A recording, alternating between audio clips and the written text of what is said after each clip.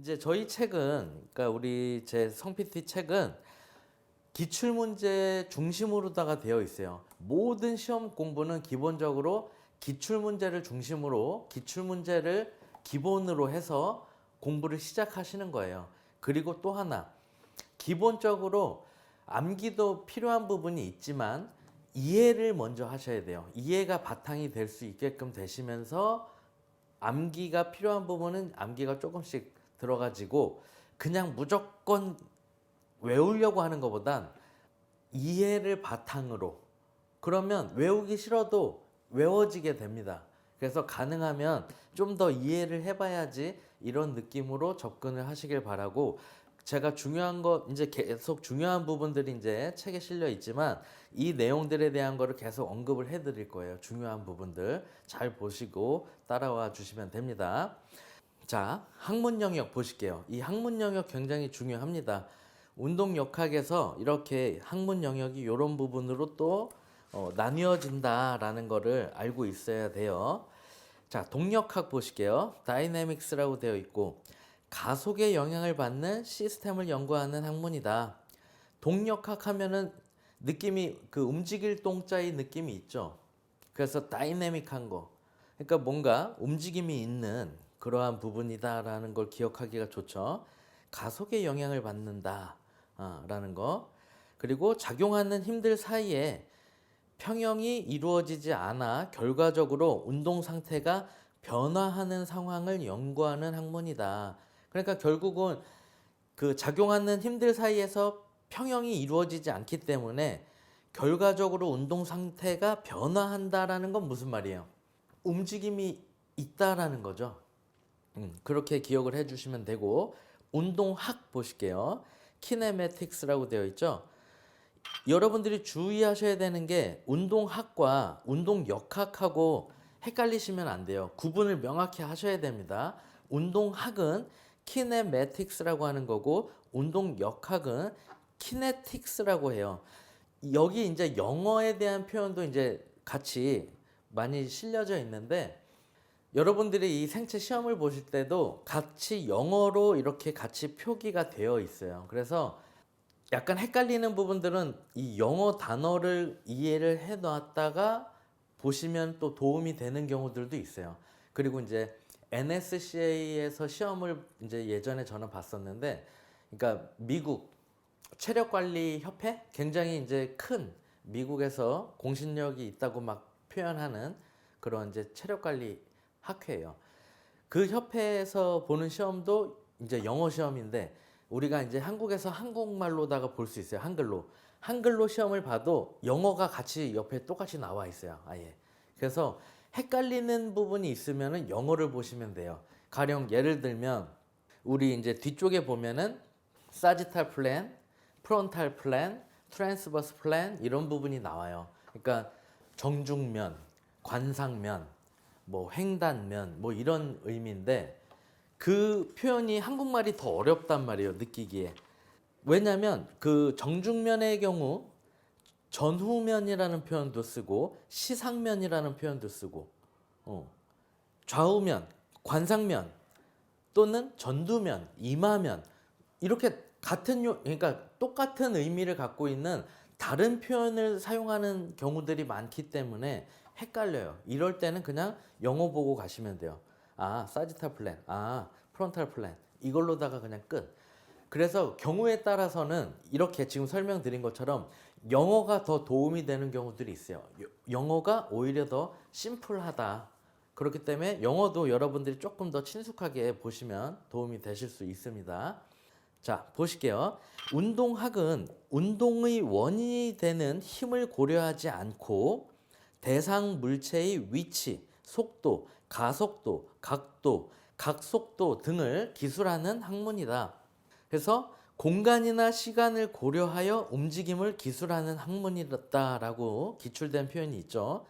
운동의 변위, 속도, 가속도, 무게중심, 관절각 등을 기술한다. 거리, 길이, 각도, 속도를 기준으로 분석한다. 결국은 뭐예요? 중요한 포인트는 이겁니다. 운동학은 이 첫 번째 줄에서 나왔던 것처럼 운동의 원인이 되는 힘을 고려하지 않고, 왜? 운동의 원인이 되는 힘을 고려하는 거는 뭐였어요? 운동 역학이에요. 이 밑에 나오는 운동 역학에 대한 부분이 힘을 고려하는 거. 그죠? 운동학은 운동 역학하고 헷갈리기가 좋기 때문에 굉장히 문제가 자주 출제가 된단 말이에요. 그래서 여러분들이 운동 역학과 운동학을 명확하게 구분할 수 있으셔야 됩니다. 물론 동력학도 있고 정력학도 있죠. 하지만 그것보다 헷갈리기가 쉬운 게 여기 있는 이 운동학이라는 거예요. 그래서 운동학을 보시면 첫 번째 줄에 나왔었던 것처럼 대상 물체의 위치, 속도, 가속도, 각도, 각속도 이러한 것들을 기술하는 학문이 운동학이다라는 거를 정확히 기억을 해주시면 되겠습니다. 예시를 보실게요. 골프 드라이버 스윙 시 클럽 헤드의 최대 속도를 계산한다. 속도 나왔죠? 속도. 그리고 자유투 시 농구공이 날아가는 궤적을 측정한다. 농구공을 우리가 던질 때 손목 스냅을 이용해서 던지게 되면 홀을 그리면서 이렇게 날아가는 궤적 있죠. 그게 각도에 해당이 되는 거죠. 그렇게 해서 이게 각도를 이야기하는 거구나. 이렇게 바로 아실 수 있으셔야 됩니다. 야구에서의 스윙 시 배트의 각속도를 측정한다. 그죠? 각속도가 나왔죠. 테니스 스트로크 동작 시 테니스에서 이렇게 포핸드 스윙 이렇게 칠 때 팔꿈치 각도를 측정한다. 그래서 가장 중요한 포인트 꼭 기억하셔야 되는 거예요. 여러분들이 시험에 아주 잘 출제되는 부분이기 때문에 반드시 알고 계셔야 되는 부분이 운동학과 운동역학의 차이가 뭐냐, 이거를 반드시 기억을 하시기 바랍니다. 자, 운동역학은 뭐냐? 키네틱스, 스포츠 상황에서 인체 힘의 원인과 결과를 다루는 학문이다. 힘의 원인과 결과를 다루는 학문. 힘의 작용을 연구하는 학문이다. 운동의 원인이 되는 힘을 측정한다. 계속 힘 계속 폴스에 대한 게 나오죠. 힘에 대한 내용이 운동역학인 거예요.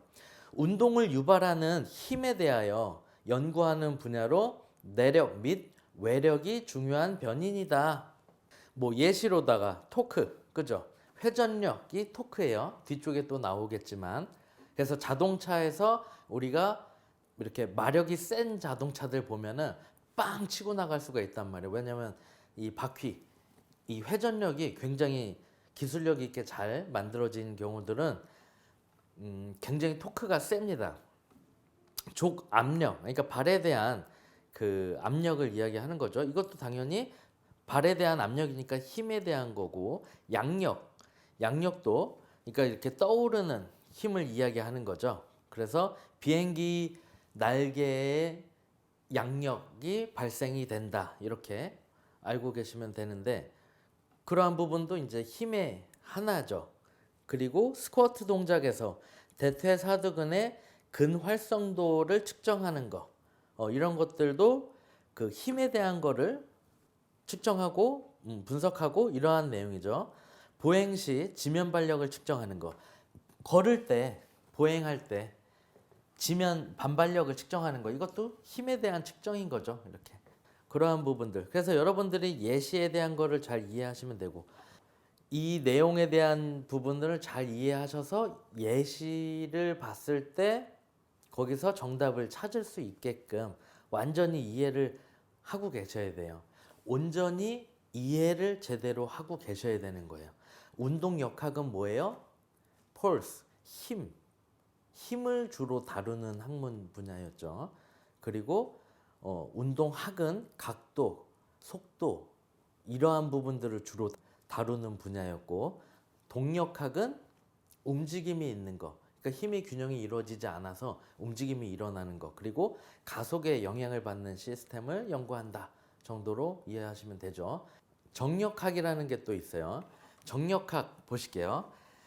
스태틱스라고 되어 있어요. 느낌이 딱 멈춰져 있는 느낌이 있지 않습니까? 스태틱스. 그죠? 작용하는 힘들의 합이 0이 되는 상태. 작용하는 힘들의 합이 0이 되는 상태니까 가만히 있는 상태, 평형 상태를 의미하는 거겠죠. 그래서 평형 상태를 주요 분석 대상으로 하는 역학의 한 분야다. 정지 상태 역시 힘이 작용하고 있는 상태다. 그러니까 움직임이 없이 정지하고 있는 상태여도 힘이 작용하고 있는 상태들이 있죠. 균형을 이룬 상태. 똑같은 힘을 주고 있으면 멈춰져 있으면서 힘을 주고 있는 상태가 형성이 될 수 있는 거고, 당연히 벽을 밀고 있어도 벽이 밀리진 않겠죠. 멈춰져 있고 나도 힘을 쓰고 있죠. 나도 멈춰져 있고 벽도 멈춰져 있어도 힘의 합이 0인 상태처럼 멈춰져 있는 상태가 되는 거죠.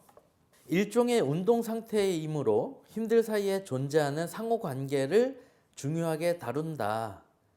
그러니까 멈춰져 있어도 힘을 계속 쓰고 있는 상태다. 그래서 그 힘에 대한 그 상호 관계를 중요하게 다룬다라는 거예요.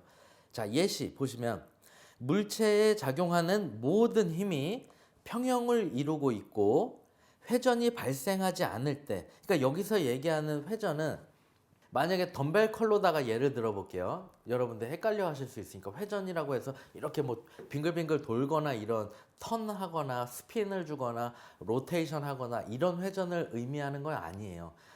덤벨 컬 동작, 여기 덤벨이 무거운 덤벨이 있어요. 무거운 덤벨을 내가 손으로 잡고 이렇게 컬 동작을 하죠. 상완 이두근 운동을 하기 위해서 컬 동작을 하는데 덤벨 10kg짜리를 내 상완 이두근이 10kg 정도를 견딜 수 있는 힘으로다가 이렇게 있으면 멈춰져 있을 수 있는 거고, 그쵸? 그리고 내가 여기서 힘이 부족해서 이렇게 넘어가면 10kg짜리 덤벨의 무게에 이렇게 넘어가질 수도 있겠죠. 그러면 신장성 수축이 일어나게끔 되는 형태가 일어나게 되는 거죠. 이게 회전인 거예요. 이렇게 회전했다가 이렇게 회전이 되는 거죠. 말하자면 단축성 수축이 일어나는 회전. 여기서 지금 이런 회전이 일어난 거예요. 이런 회전이. 그렇죠? 그리고 이렇게 신장성 수축이 될 때는 이런 회전이 일어나는 거죠. 이해되시나요? 컨센트릭 컨트랙션.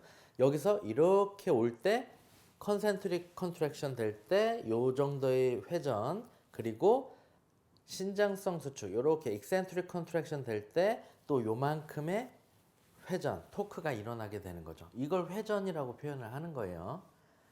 그리고 물체가 일정한 속도로 움직일 때, 물체가 정지하고 있을 때 이런 것들이 다 정력학에 해당이 된다. 그러니까 물체가 정지하고 있을 때 하면 정력학으로 딱 느낌이 기억하기가 좋은데, 물체가 일정한 속도로 움직일 때도 정력학에 해당이 된다는 걸 주의하셔서 잘 체크해 놓으셨다가 기억을 해 주시면 되겠습니다. 자, 운동역학 연구학자 보실게요. 아리스토텔레스 많이 들어보셨을 거예요. 아리스토텔레스, 그죠? 운동역학의 아버지라고 불림. 우리가 지금 공부하는 과목이 운동역학인데 운동역학에서 아버지라고 불린대요. 그러면 중요하겠죠. 기본적으로 꼭 알고 있어야 되는 학자죠. 아리스토텔레스. 그리고 레오나르도 다빈치 많이들 들어보셨을 거예요. 그렇죠? 근육의 움직임 그리고 인체의 구조와 균형에 대한 연구를 많이 했다. 기억해 주시고, 갈릴레오 갈릴레이 관성의 개념, 운동의 상대성, 그리고 운동의 복합 법칙을 발견을 했다. 여기도 이 정도는 알아주셔야 되고요.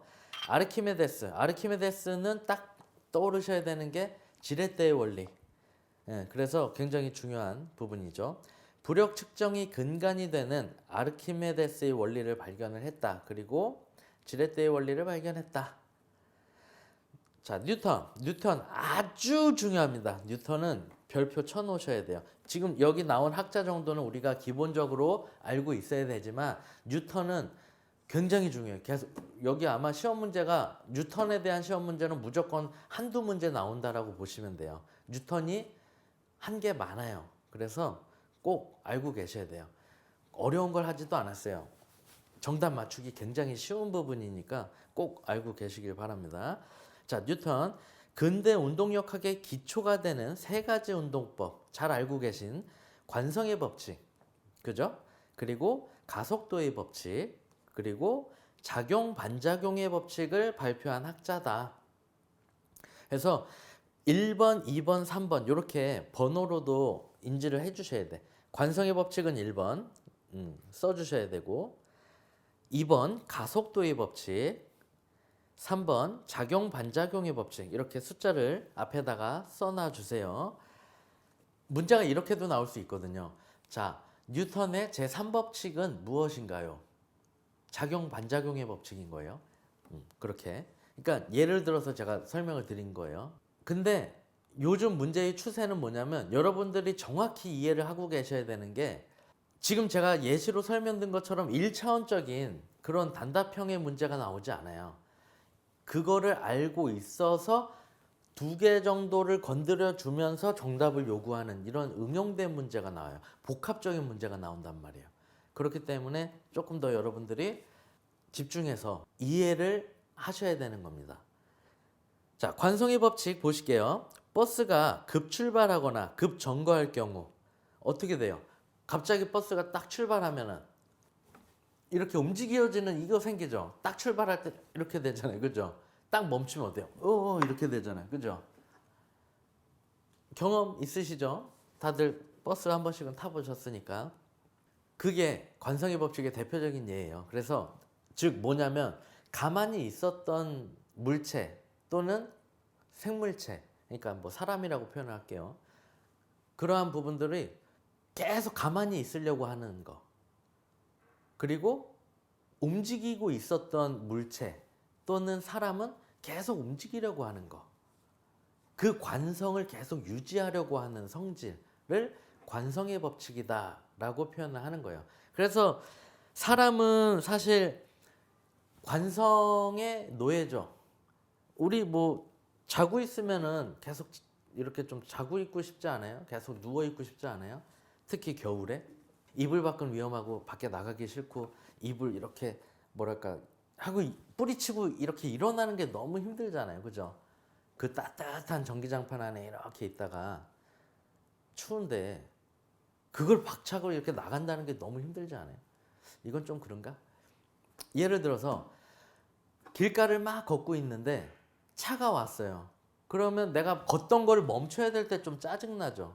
그냥 나는 계속 걷고 싶은데 걷던 그 속력대로. 그렇지 않아요? 왜냐면 멈출 때 에너지가 필요하거든요. 멈췄다가 다시 움직이려고 그러면 힘드니까. 그러니까 에너지가 필요하고 에너지를 소모하고 그렇기 때문에 짜증나고 기분이 나빠지는 거예요. 그래서 아씨 차 좀 기다렸다 가지라든가 뭐 이렇게 되는 거고 자동차를 타고 운전하는 사람 입장에서도 마찬가지예요. 자동차가 계속 나가려고 하는 성질, 가고 있었던 차가 사람 때문에 딱 멈추면은 짜증나요. 왜냐면 멈췄다가 멈추는데 힘을 또 써요. 자동차가. 그리고 다시 출발하려고 할 때 또 힘을 써요. 기름을 많이 먹게 되는 거예요. 기본적으로. 에너지를 그만큼 쓰는 거고.